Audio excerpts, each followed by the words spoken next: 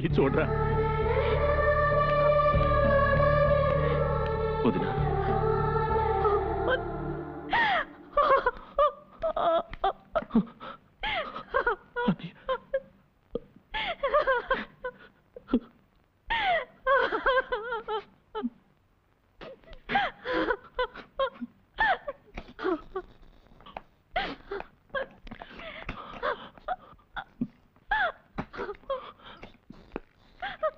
Doctor, పేషెంట్కి నువ్వేమవుతావు? తమ్ముడి పాత రిపోర్ట్స్ ఉన్నాయా? అదే లాస్ట్ టైం అటాక్ వచ్చినప్పుడు తీసిన ఈసీజీ, ఎకోగ్రామ్, యాంజియోగ్రామ్ చేశారా? డాక్టర్, ఇంతవరకు తలనొప్పి ఫీవరే గానీ ఇప్పుడేం భయం లేదుగా? Sir, he is in serious condition. ఇది సెకండ్ అటాక్. రిపోర్ట్ చెప్తున్నా. మీకెవరికి తెలియదు అంటున్నారు?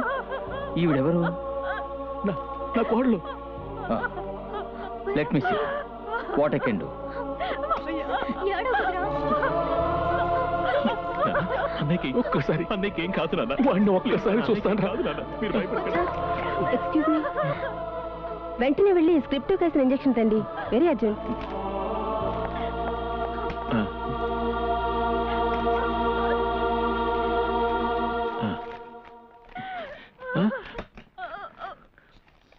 సార్, త్వరగా వెళ్ళి తీసురా. ఒక ఇంజెక్షన్ వల్ల 3741 రూపాయలు సార్.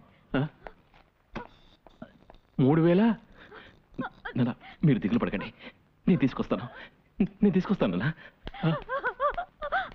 అమ్మా,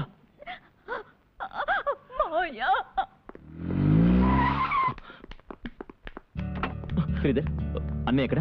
మ్యాథ్యూ వెటాకట ఎలా ఉన్నాడు? ఐసీయూలో ఉన్నాడు. నాకు ఫోన్ చేయొచ్చు కదా. చేతులు ఏంటది? ఇంజెక్షన్ చెప్తాకైనా వెంటనే చేయాలి కదరా. చేశారా? ఏంటి ఆలోచిస్తున్నావు? అంతా తీసుకో, వెళ్ళు. ముందు వెళ్ళి తీసురా, త్వరగా వెళ్ళు.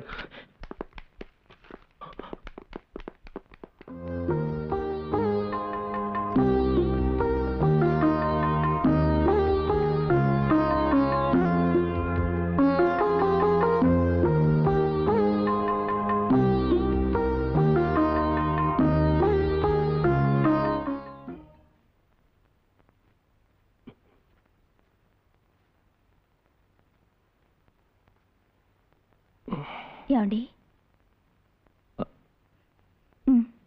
శాత, హాస్పిటల్ బిల్ ఎంతైంది? దాన్ని ఎలా అడ్జస్ట్ చేశారు?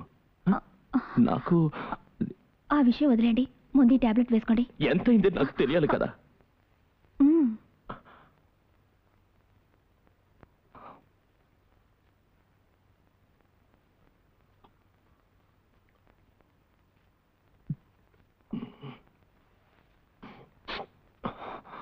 ఆఫీస్కు ఫోన్ చేసి వస్తాను. నువ్వు ఉండు. ఎక్కడికి రా బయలుదేరావు? అది కాదు నాన్న, ఈరోజు సండే. ఈ ఒక్కరోజు రెస్ట్ తీసుకొని రేపు డ్యూటీలో జాయిన్ అవుతాను. ఆఫీస్కు ఫోన్ చేసి వస్తాను. ఏంట్రా నువ్వు అనేది? ఆఫీస్కి వెళ్తావా? ఈ పరిస్థితుల్లో ఎలా వెళ్తావురా? డాక్టర్ ఏం చెప్పారు? బాగా రెస్ట్ కావాలి, ఎక్కువ దూరం నడవకూడదు, గట్టిగా మాట్లాడకూడదు, ఏ పని చేయకూడదని అయ్యో ఎన్నో కండిషన్స్ పెట్టారు కదరా. అయ్యో నాన్న, హాస్పిటల్ కంటూ వెళ్తే ఏదో ఒకటి చెప్పి భయపడతారు డాక్టర్ గారు. డాక్టర్ భయపెట్టట్లేదన్నయ్య, నువ్వే మమ్మల్ని అందరినీ భయపెడుతున్నావు. శివ, చూసావా? అది చూసిందే చెప్తుంది. అదే నిజంరా. లేదు నాన్న, ఐఎమ్ ఆల్ రైట్. పోయిన వారం ఇదే టైంలో నువ్వు ఎలా ఉన్నావు తెలుసా? హాస్పిటల్లో అద్దం నుంచి నేను చూసాను. ఎలాంటి చలనం లేకుండా పడుకోనున్నావు. నాకెంత భయం వేసిందో తెలుసా? నాన్న చెప్పిన ప్లీజ్ అన్నయ్య, మాట విన్నయ్య. నువ్వు బాగుండాలిరా. నీకు చేతులెత్తి మొక్కుతాను. నాకు 67 సంవత్సరాలు రా నాన్న. నీ చేత్తో నాకు తలకొరివి పెట్టించుకోవాలనుకుంటున్నాను. నా చేత్తో నీకు తలకొరివి పెట్టే పరిస్థితి నీకు. దయచేసి అలా మాట్లాడకండి. మాట వినకుండా నేను పోతానంటే ఏమిటి అర్థం? ఆఫీస్కి ఇక పోతానన్నాను. పోతానంటే పైకి పోతానని కాదుగా, ఆఫీస్కి పోతాను. నేను పోతాను రా ఆఫీస్కి. నేనేమైనా కొత్తగా అప్లికేషన్ పెట్టాలా? 4 ఆఫీసుల్లో లెక్కలు రాస్తాను. అవసరమైతే నైట్ వాచ్మెన్ గా పనిచేస్తాను. వాచ్మెన్? ఎన్నో పనులు ఉన్నాయిరా. ఏదో ఉద్యోగం చేసి సంపాదిస్తారా? నువ్వు అందరికీ కావాలరా. నేను చెప్పేది విను. నా మాట విను. నాకేం కావాలంటే చదువు మానసా అన్నయ్య. మన ఇంటి పైన ఖాళీగా ఉంది కదా, 10 మంది కుర్రాళ్ళకి చదువు చెప్పన్నా నేను సంపాదిస్తాను. నువ్వు ట్యూషన్ చెప్తూ సంపాదిస్తే మేమంతా కూర్చొని తినాలా?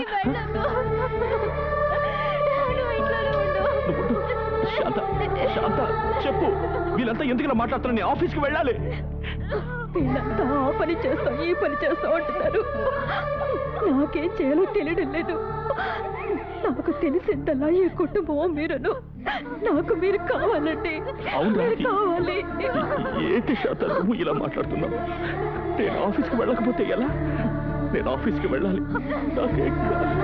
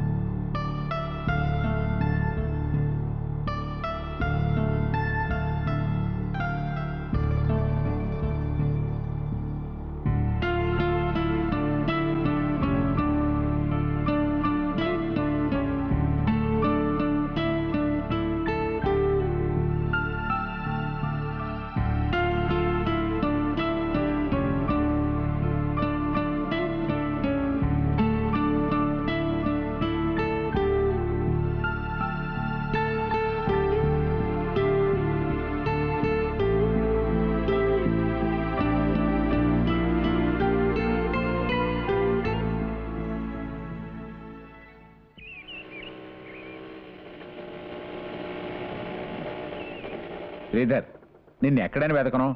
రత్నం నిన్ను వెంటనే తీసుకురమ్మన్నాడు. కొత్త సినిమా, పెద్ద కంపెనీ అంట. రా బండెక్కు. నా పాటికి నేను మాట్లాడుతుంటే నువ్వేదో ఆలోచిస్తున్నావేంటి? ఆఫీస్కి వెళ్తున్నాను అంకల్. ఆఫీస్కా? వేరే ఎవరినన్నా కలవాలా? ఇకపైన నా పని ఆఫీస్లోనే. శ్రీధర్, ఏంటి నువ్వు అనేది?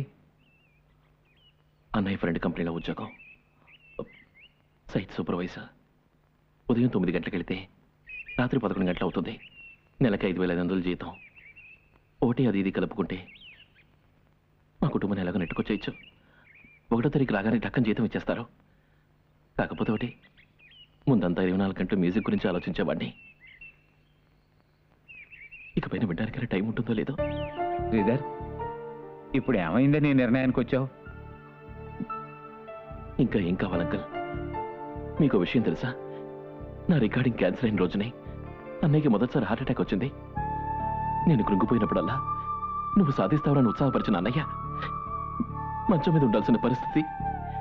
నన్ను కళ్ళలో పెట్టుకుని చూసుకున్న నా కుటుంబం ఇక ఎవరిని యాచించాలని విలువెల్లాడుతోంది.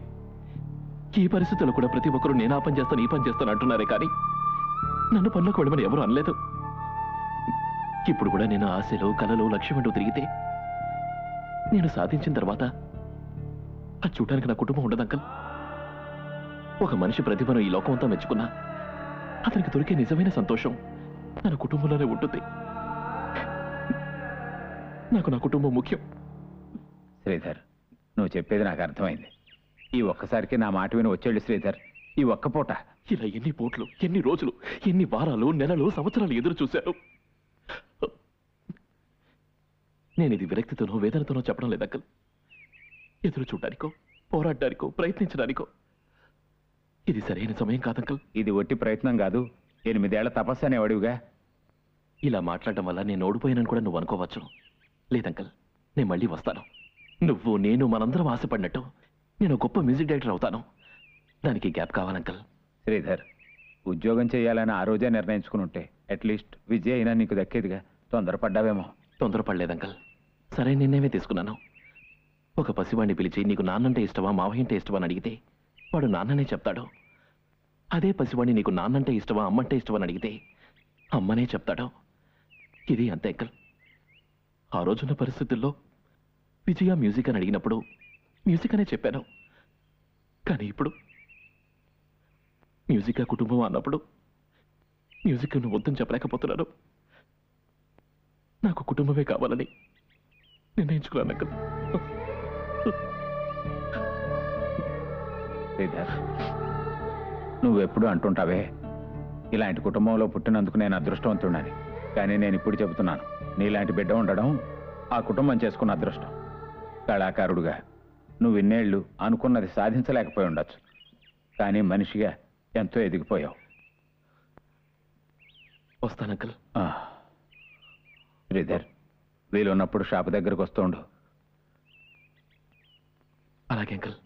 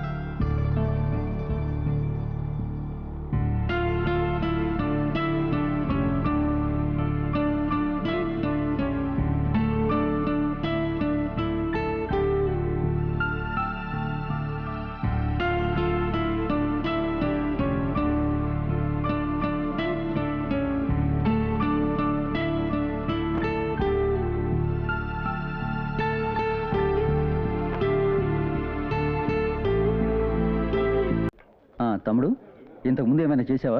లేదు sir, full and full music director అవ్వాలని 7 ట్రై చేస్తున్నాను, కానీ సరైన అవకాశం దొరకలేదు. సార్, నేను చాలా కష్టపడి మ్యూజిక్ నేర్చుకున్నాను. చిన్న వయసులోనే కర్ణాటిక్ మ్యూజిక్ నేర్చుకున్నాను. ఇప్పుడు